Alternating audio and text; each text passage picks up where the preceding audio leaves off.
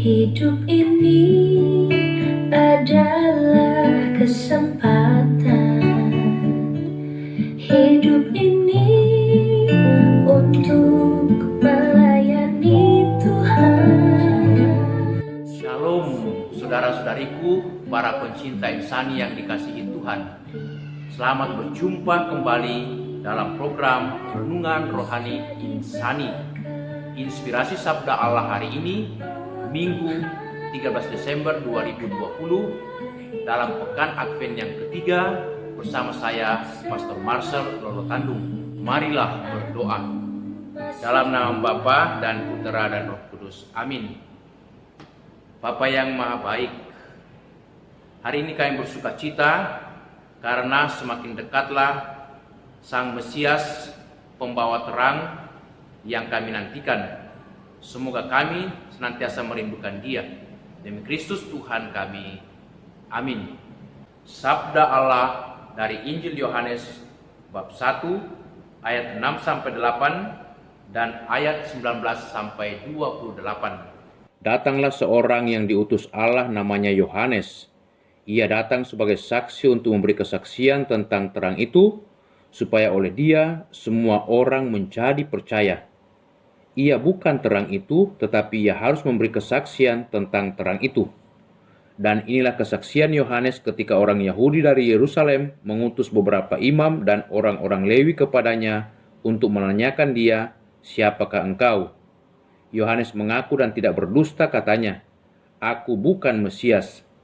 Lalu mereka bertanya kepadanya, "Kalau begitu, siapakah engkau? Elia?" Dan ia menjawab, "Bukan." "Engkaukah nabi yang akan datang?" Dan ia menjawab, "Bukan." Maka kata mereka kepada Yohanes, "Siapakah engkau? Sebab kami harus memberi jawab kepada mereka yang mengutus kami. Apakah katamu tentang dirimu sendiri?" Jawab Yohanes, "Akulah suara yang berseru-seru di padang gurun. Luruskanlah jalan Tuhan, seperti yang telah dikatakan Nabi Yesaya." Dan di antara orang-orang yang diutus itu ada beberapa orang Farisi. Mereka bertanya kepadanya, katanya, "Mengapakah engkau membaptis jikalau engkau bukan Mesias, bukan Elia, dan bukan Nabi yang akan datang?" Yohanes menjawab mereka, katanya, "Aku membaptis dengan air, tetapi di tengah-tengah kamu berdiri Dia yang tidak kamu kenal, yaitu Dia yang datang kemudian daripadaku. Membuka tali kasutnya pun aku tidak layak." Hal itu terjadi di Betania yang di seberang sungai Yordan, di mana Yohanes membaptis. Demikianlah Injil Tuhan. Bersukacitalah senantiasa dalam Tuhan. Sekali lagi kukatakan, bersukacitalah, sebab Tuhan sudah dekat. Saudara-saudari, hari ini kita memasuki hari Minggu Advent yang ketiga, yang oleh gereja secara khusus dinamai Minggu Gaudete atau Minggu Sukacita, di mana umat diharapkan mengalami sukacita yang luar biasa, sukacita yang keluar dari hati. Apa dasar kita bersukacita?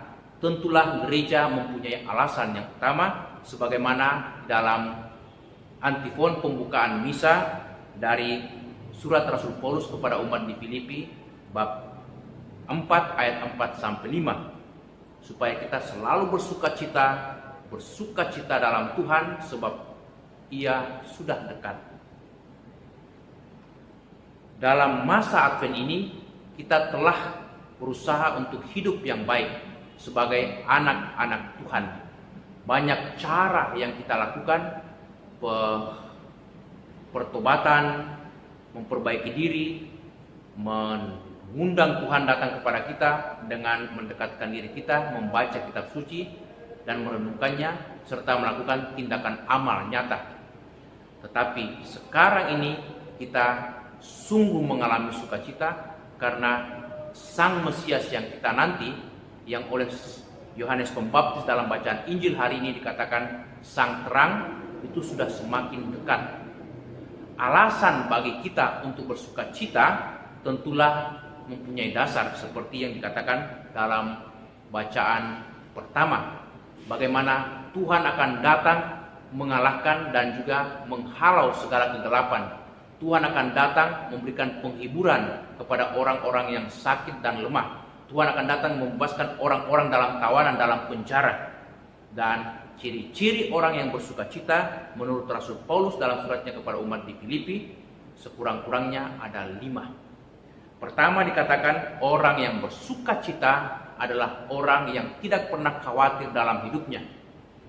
Dia tidak khawatir akan masa depannya atau akan hidupnya saat ini, karena dia percaya Tuhan begitu dekat, Tuhan begitu mencintai.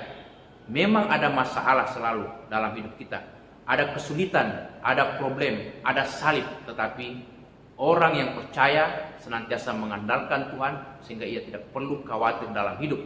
Itu yang pertama. Yang kedua, orang yang bersukacita karena senantiasa dekat dengan Tuhan, mengandalkan Tuhan.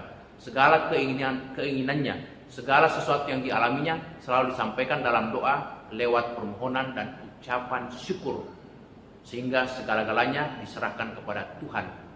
Dan yang ketiga, orang yang bersukacita selalu bersyukur dalam segala hal, seperti yang dikatakan Rasul Paulus dalam bacaan yang kedua hari ini, bahwa kita harus bersukacita dalam segala hal.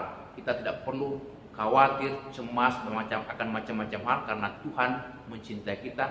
Tuhan akan memberikan kekuatan, menjamin kehidupan kita.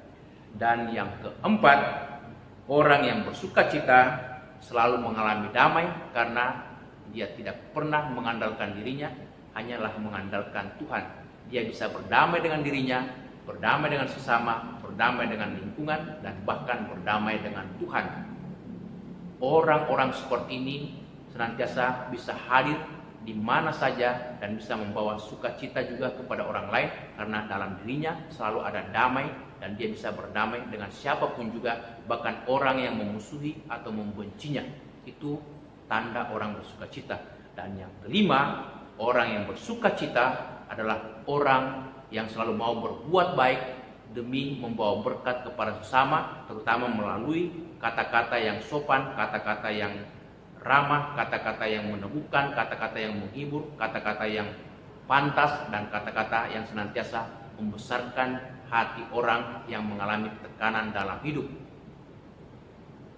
Dan tidak hanya kata-kata, tetapi perbuatan-perbuatan nyata dalam hidup, dengan senantiasa memberikan perhatian kepada orang yang sakit, orang lemah, mendoakan mereka, bahkan menolong orang-orang yang tak berdaya, difabel, dan yang sungguh-sungguh mengalami banyak kesulitan dalam hidup.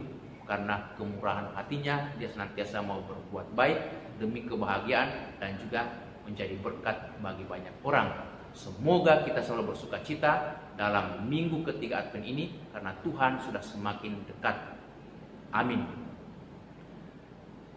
Allah Bapa yang Maha Baik, kami bersyukur karena Sang Mesias, Sang Terang itu semakin dekat, dan kami akan merayakannya dengan penuh kegembiraan, penuh kebahagiaan. Semoga kami senantiasa mengikuti Dia dan setia kepadanya. Demi Kristus Tuhan kami. Amin. Tuhan beserta kita. Semoga saudaraku sekalian senantiasa dilindungi, dibimbing, diberkati Allah yang Maha Kuasa, dalam nama Bapa dan Putera dan Roh Kudus. Amin. Terima kasih saudara-saudari para pencinta insani yang telah mendengarkan sabda Allah melalui channel Renungan Rohani Insani. Semoga saudara sekalian bersama dengan segenap keluarga senantiasa diberkati Tuhan dalam setiap aktivitas dan pelayanannya. Amin.